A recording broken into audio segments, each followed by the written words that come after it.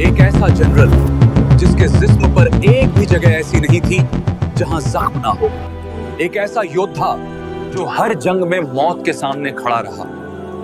لیکن حیرانی کی بات یہ ہے وہ میدان جنگ میں نہیں بلکہ اپنے بستر پر دنیا سے رخصت ہوا۔ آخر کیوں یہاں کیا راز تھا اس انسان کے پیچھے جسے خود نبی صلی اللہ علیہ وسلم نے اللہ کی تلوار کہا؟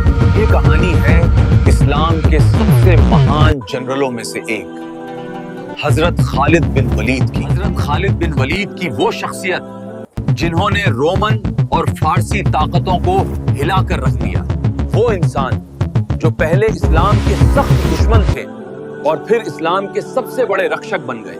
یہ صرف ایک جنگجو کی کہانی نہیں، یہ ہدایت، صبر اور تقدیر کی کہانی ہے۔ حضرت خالد بن ولید رضی اللہ عنہ مکہ کے طاقتور قبیلے بنو مخزوم میں پیدا ہوئے۔ ان کے والد ولید بن مغیرہ عرب کے سب سے امیر لوگوں میں سے تھے۔ دولت، عزت، طاقت سب کچھ موجود تھا۔ بچپن سے ہی انہیں گھڑ سواری اور جنگ کی ٹریننگ دی گئی۔ انہیں ایک عام انسان نہیں بلکہ ایک لیڈر بنایا جا رہا۔ جب نبی کریم صلی اللہ علیہ وسلم نے اسلام کی دعوت دی تو خالد بن ولید اس کے خلاف کھڑے ہو گئے۔ اور پھر آیا وہ دن، جنگ احد۔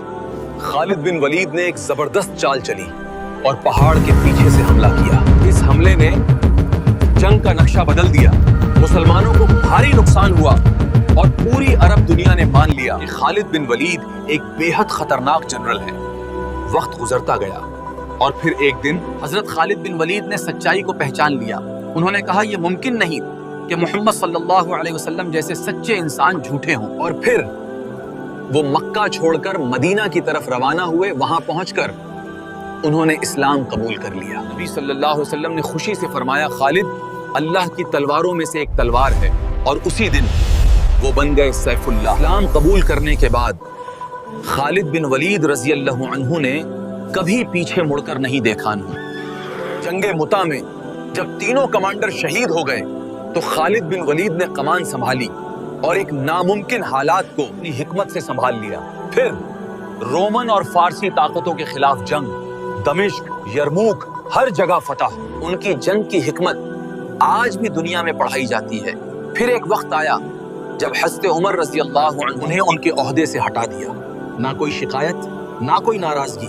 خالد بن ولید رضی اللہ عنہ نے چپ چاپ فیصلہ قبول کیا، کیونکہ ان کے لیے مقصد عہدہ نہیں بلکہ اللہ کی رضا تھی۔ آخری وقت میں انہوں نے اپنے جسم کے زخم دکھائے اور کہا میں نے ہر جنگ میں شہادت چاہی لیکن آج بستر پر مر رہا ہوں۔ تب انہیں کہا گیا آپ سیف اللہ ہیں، اللہ کی تلوار کبھی ٹوٹا نہیں کر۔ پھر یہ عظیم جنرل ایک سادگی بھری زندگی کے ساتھ دنیا سے رخصت ہو گئے۔